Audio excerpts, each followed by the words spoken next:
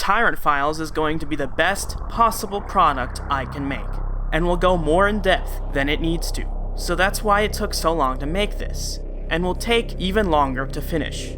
Since science is science, stuff is always changing, and new things are discovered on a weekly basis. So it's very probable all I discuss will have to be adjusted over time. I'll make sure to let you know when that happens. Enjoy the new content. I think it will be something you can really sink your teeth into. With that out of the way, go check out some Edge merch at the Teespring and Redbubble sites so we can get Christopher Lloyd or Morgan Freeman to narrate an episode or two.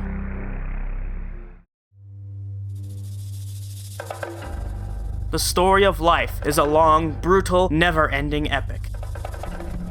The story of the Tyrant family tree is no less brutal and details the evolution of a royal bloodline of some of the largest terrestrial predators on planet Earth.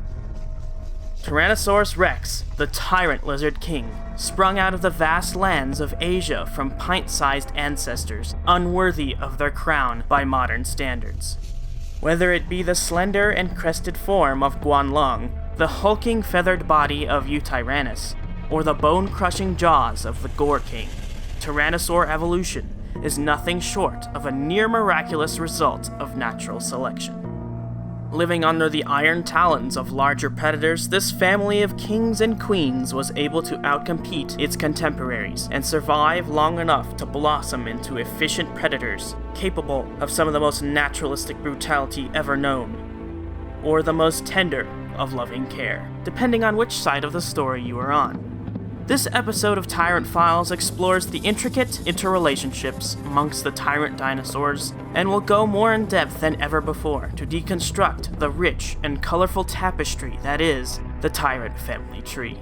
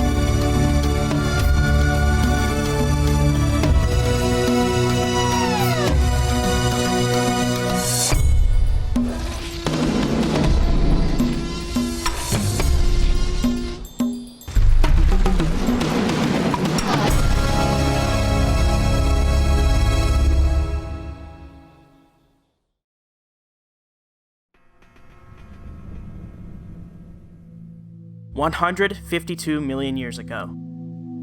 The late Jurassic period. A region of the northern hemisphere which will one day morph into North America. Rustling around the ever-changing temperatures of the Morrison Formation lives a small theropod dinosaur of slight build, a creature which efficiently runs on 2 legs with the help of an internal heating system and a labyrinth of breathing tubes and air sacs. A creature which wishes to remain concealed from its far more inefficient target. The rustling stops as a small reptile skitters out of the brush, hoping to outrun its agile pursuer. Maybe it'll make it to a nearby log, or hide in the underbrush. Unfortunately for this animal, its predator is more than well aware of the reptile's location, and quickly clears the distance, snapping up the lizard in 3 quick movements. Humans will eventually name this ghost of the underbrush Coelurus fragilis. Unbeknownst to this impressively fleet-footed individual, it is one example of a group of interrelated forms of theropods within the clade Dinosauria, one in a group that would continue to thrive in these relatively small forms, as predators of small fare, like the bugs, lizards, and mammals snapped up by most modern dinosaurs. And thus begins our earliest record of the lineage that would end in Tyrannosaurus, as one of the largest terrestrial carnivores. Coincidentally, this starts our journey through human history, detailing our run-ins with the remains of these creatures. We now begin our trip to the trunk of the Tyrant family tree of life, a place crowded by very small, ankle-biting beasties, for everything starts out small. step into our time machine of the mind, and let's take an evolutionary journey through space and time to get a better understanding of these iconic and charismatic megafauna. Let's make a T-Rex. Step 1. All hail Coelurus! The clades and families to which Tyrannosaurus belongs are incredibly diverse in shape and form. The predators within have variously touted long, sinuous snouts, beefy, heavy-clawed forearms, small, swift bodies, and everything in between. Since every living thing is related to one another in some tenuous way, it becomes arbitrary as to where you stop on an evolutionary tree to begin the lineage that leads to the species you are looking at. In order to make sense of this for us, I'll be stopping somewhere in the clade Theropoda. I need to begin where the earliest common ancestor of the Tyrannosaurs diverged, since this would be where the most easily discernible group of animals related to the tyrant dinosaurs split off from the rest of the bipedal carnivores. In order to stomp our proverbial foot down on the starting line of tyrant evolution, we must go backwards from the end product. Tyrannosaurus rex is the genus and species we are wanting to know about. But what do I do if I want to find out what it is related to phylogenetically? Just go backwards in the family tree of life to see the larger and more generic levels of identification. The science of identification and evolutionary relationships is far from exact, and it is always changing, especially with new discoveries. So where we go may change according to new findings as well. According to currently accepted lines of scientific reasoning, Tyrannosaurus rex belongs to a subfamily called Tyrannosaurinae. It shares this group with many other similar-looking carnivores, and we'll get to understanding how they play into all this in Part 3. The Tyrannosaurinae is a sister group to Albertosaurinae. As part of the family Tyrannosauridae, Tyrannosauridae and a bunch of currently unplaceable genera are part of the tentative clade Eutyrannosauria. Eutyrannosauria rests within another clade, Pantyrannosauria, and together they share the much larger superfamily Tyrannosauroidea with the ancient group Proceratosauridae. All theropods anatomically tyrannosaur-like belong to Tyrannosauroidea, the oldest and biggest of tyrant clades. For most of the even more ancient ancestors before this clade don't really look much like tyrannosaurs from a first glance of their bones. Since this is going to be the most in-depth look at tyrannosaur evolution here on YouTube, maybe even in YouTube history, I want to go even further back than the Tyrannosauroidea to get an idea of the origin of T-Rex ingredients. Beyond Tyrannosauroidea is where we must go to plant the proverbial flag. So where would that be? Tyrannosauroidea is part of another larger clade of related animals called Tyrannoraptora. Tyrannoraptora is definitely a group much too large for us to pick apart in a single video, or even a series of videos. Tyrannoraptora includes the Tyrannosauroidea clade, but also the entirety of the Maniraptora morpha, Oviraptorosaurs, Dromaeosaurs, Therizinosaurs, Alvarezsaurs, and birds. That is just too much, so I'm gonna ignore it. It's only a sister group anyway. Tyrannosauroidea shares Tyrannoraptora ever so graciously with the comparatively humble Compsognathidae group, and a few unplaceables. Tyrannoraptora and the assorted list of unknowns make up another grouping, the clade Coelurosauria.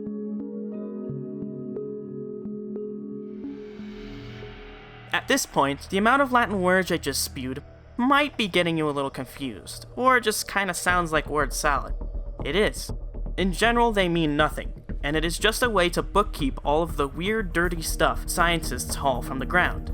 I'll explain the meanings of the names, how they got there, and why each group is under or inside of another as I get to them. Think of this video as a lesson in taxonomy, or phylogenetics. Before the divergence of the main tyrannosaur lineages and their cousins, the Coelurosauria consisted of small animals which scampered around the ankles of much larger dinosaurs, which effectively makes the last tyrannosaurs giants among dwarves. We met the earliest member of this clade, the humble and fleet of foot, Coelurus, and this is where we start. Coelurus fragilis was first discovered from 1879 to 1880 in a quarry located in Como Bluff, Wyoming, by the name of Reed's Quarry 13. It was under the purview of Othniel Charles Marsh that the excavation began. Since Marsh was mostly an armchair scientist, he didn't exactly excavate this little theropod himself, but takes full credit in describing the remains. The remains of Coelurus fragilis come from the Morrison Formation, a late Jurassic geologic layer that stretches over a great region of the United States and is relatively thick with many subdivisions. In the 1980s, paleontologist Dale Russell suggested the animal may have reached around 2.3 feet or 0.7 meters long, but the remains are so piecemeal no one knows exactly how large the largest specimens could get. The first bits Othniel Charles Marsh described were very fragmentary, and the animal remains pretty fragmentary to this day, with the original pieces he described being vertebrae from the back and tail, what is scientifically referred to as dorsal and caudal vertebrae, respectively. Othniel Charles Marsh gave it the name Coelurus fragilis, which means fragile hollow tail, due to the hollowness of the fossils. At the time of discovery, hollow bones were a unique feature not seen in other fossil reptiles nor dinosaurs. The vertebrae were full of holes and scrapes and hollows that would have been filled with air sacs when the animal was alive. This would make Coelurus weigh far less than an animal of comparable size that had more solid bones. This condition of hollowed bone is called pneumaticity and is shared amongst all of the Saurischian dinosaurs, including birds, and of course the pterosaurs. The rest of the skeleton of the hollow-tailed dinosaur was scattered around the quarry. These tiny bones, along with the fossils of two other dinosaurs from the same time, would go on to confound the whole situation, to the point at which more than 6 species of the animal were named, and it was thought another theropod dinosaur, Ornitholestes, was the same animal as Coelurus. North of Como Bluff came the wolf-sized remains of Ornitholestes hermani, with its long, grasping arms and claws, and the slightest tip of crest left on its nose. Influential paleontologist of the early 1900s, Charles Gilmore, suggested Ornitholestes and Coelurus were one and the same. Although they do definitely have many similarities, Coelurus was known from too little material at the time, and the fossils known were different enough from Ornitholestes fossils to keep them separate. Reasons to keep them separate were substantiated by paleontologist John Ostrom during the 1980s, and he placed them in different groupings. But obviously they are in somewhat close evolutionary proximity to one another. But how do scientists know for sure? There's a way we can better observe how close animals are in evolutionary relationships. This method is far more complex and nuanced than we have time to fully go into, but it's called phylogenetics. Phylogeny is a term which refers to a family tree-like map of interconnectedness between organisms. The trees have been in use for a while now, and they help paleontologists get a better idea of what it is they have just uncovered from the sediments. In short, here is how they work. Phylogenetics involves the study of evolutionary history of groups of organisms and how they all relate to one another. They are created by inferences from many different data collections. For extinct animals, this usually includes listing all the anatomical characteristics present in the fossil material, and for modern species, it includes this method, but can also be corroborated with DNA tests. The data is then put into a diagram shaped like a tree, the tree of life, as it is referred to. These diagrams are simply a graphical way to present a hypothesis of how certain animals are related to one another, genetically or anatomically, which is another reason why these trees are always changing and adjusting to fit new discoveries and rediscoveries. The ends of the branches of the trees represent the living representatives of the lineages or may signify extinction of a group. Scientists used to write all these things down, but now we have computers. The phylogenies are mapped in computers since there are now so many characteristics to keep track of that an ordinary person wouldn't be able to keep it all straight. The whole practice is relatively new and only really taken seriously within the last 60 or so years. Before phylogenetic trees, taxonomy was used as a general way to group animals together by how related they seemed to look. This practice was based more off of outer appearance and skeletal anatomy, since genetics were simply not something that could be looked at to corroborate anyone's hypotheses, which honestly sounds way too open to interpretation to me. A great example of how this older system failed is in the instance of the pachyderms. Pachyderma was a group that held rhinos, elephants, and hippos. However, this is an unnatural grouping since all of these animals are unrelated to one another, even though they may share some characteristics. Genetically, they are completely different, and as their fossil record shows, the modern groups arose from very different ancestors. The same conundrums enveloped the study of dinosaurs and prehistoric animals for a severely long time, and is the main reason the evolutionary histories of many fossil animals are such tangled, mangled messes. The early discoveries of the proto-tyrants fell victim to the same vices of the Victorian era. When it comes to Coelurus, its relation to other dinosaurs has been an ever-changing mystery machine. The slots of this lottery will forever be rolling, but many experts have thrown their hats into the ring to attempt to solidify this little guy's heritage, all of which still place it somewhere near the earliest branch leading to the Tyrant Lizard King. In the early 2000s, paleontologist Oliver Rauhat and many others found Coelurus should be placed closer to the Compsognathidae group, which we'll analyze later. In fact, Rauhat included Coelurus and the Compsognathids within the group Coeluridae, as it was thought they were all closely related enough to be in one group. This has since been shown to be not quite right. In 2007, North Carolinian paleontologist Phil Center published a paper after the description of the much larger Coelurosaur, Tannicalagrius, which placed both Tannicalagrius and Coelurus within the Coelurosauria, with the Compsognathids being their own group more distantly related. After this, Coelurus has found itself variably inside and outside of the group Tyrannosauroidea, which holds all of the advanced tyrannosaurs as well as the much more primitive ones, including the Proceratosaurs. But for now, we can be sure it was a rather primitive example of the entire family, alongside Tannicalagrius and Ornitholestes, all of which represented the prototypes of the tyrannosaurs, even if they were not tyrannosaurs themselves. The Compsognathids are inconsequential to the final product we are heading towards, but they are of note, as they showcase similar anatomical markers to Coelurus and the earlier Coelurosaurs. Compsognathids are a group of small theropod dinosaurs right outside of Tyrannosauroidea, sharing the clade Tyrannoraptora alongside other misfits without more specific classification. Obviously, you are most familiar with Compsognathus, for which the group is named, but there were many more, and some reached sizes you'd be surprised with.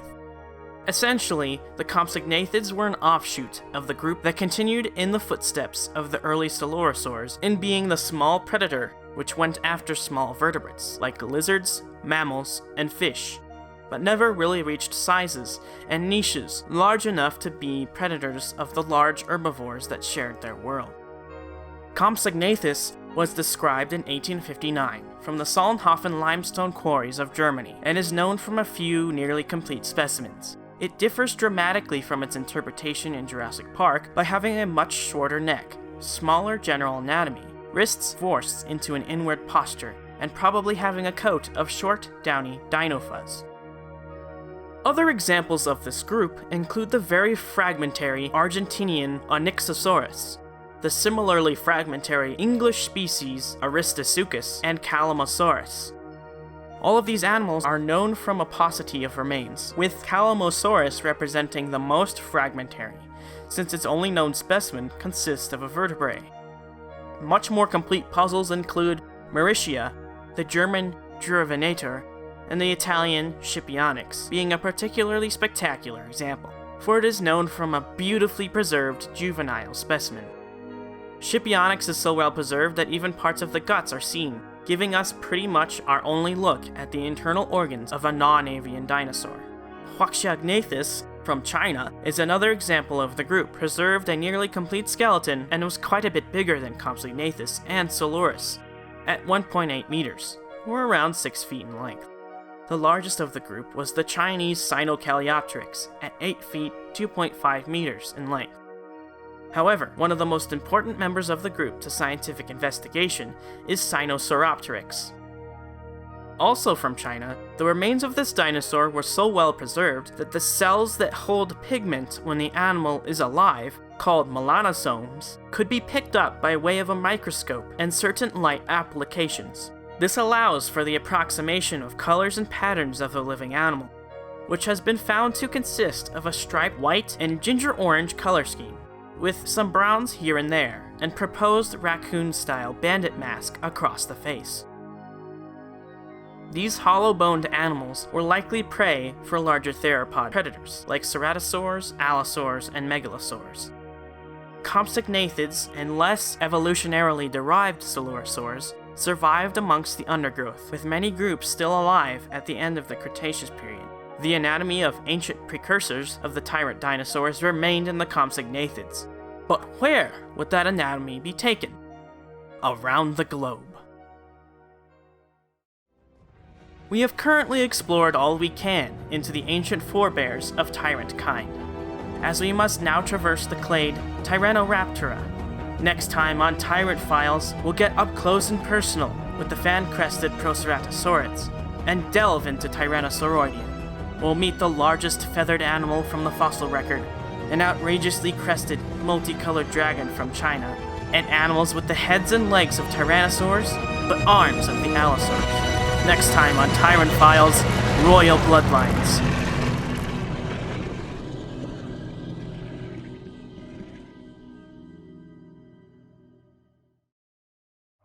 Thank you for watching. If you like our content and want to support us, like this video, subscribe, leave a comment on what I can do better, ring the notification bell, and maybe pop on over to our merch stores to get some of our new merch.